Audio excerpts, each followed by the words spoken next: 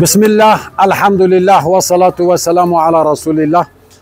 Değerli kardeşler, günlerdir duyurusunu yaptığımız Yetimler Vakfı'nın çalışmaları kapsamında Tanzanya'da Bagara bölgesinde Darüsselam'a 30 kilometre uzaklıkta Bagara semtinde inşallah Teala Şehit İsmail Haniye adına bir su kuyusu hayratını açacağımızı, bir su kuyusu açacağımızı söylemiştik ve inşallah sona doğru geldik. Kuyumuz inşallah Teala 2-3 güne kadar tamamdır. Açılışını yapacağız.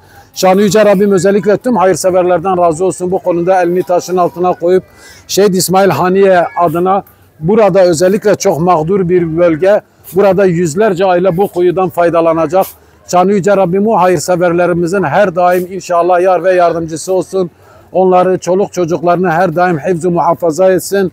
Rabbim mallarına bereket kalsın. Bu vesileyle Bagara'dan tüm gönül dostlarımıza sevgiler, selamlar, hürmetler gönderirken birkaç gün sonra burada inşallah açılış için yine siz değerli gönül dostlarımızla birlikte olacağız.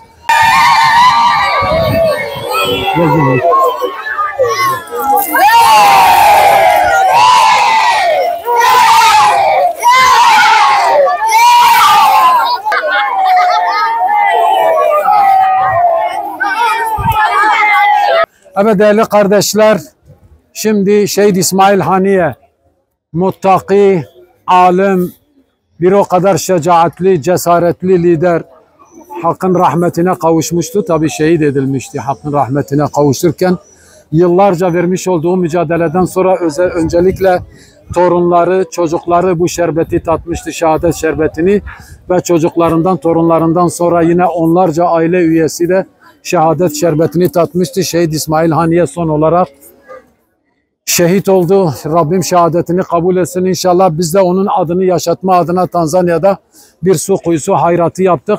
Şimdi buradaki özellikle etraftaki ailelerle birlikte bir dua yapıp inşallah çeşmemizin açılışını yapacağız. Allahümme inni eselüke min hayri ma seeltüke minü nebiyyüke Muhammedun sallallahu aleyhi ve sellem. Ve ne'udu bike min şerri ma esta'aze minhu nebiyyüke Muhammedun sallallahu aleyhi ve sellem. Ve entel musta'anu ve aleykel belâhu ve la havle ve la kuvvete illa billah.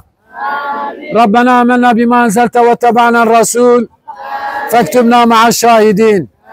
Rabbena la tuzigh kulûbenâ ba'de iz hedeytenâ ve heb lenâ min ledunke rahme inneke entel vehhâb.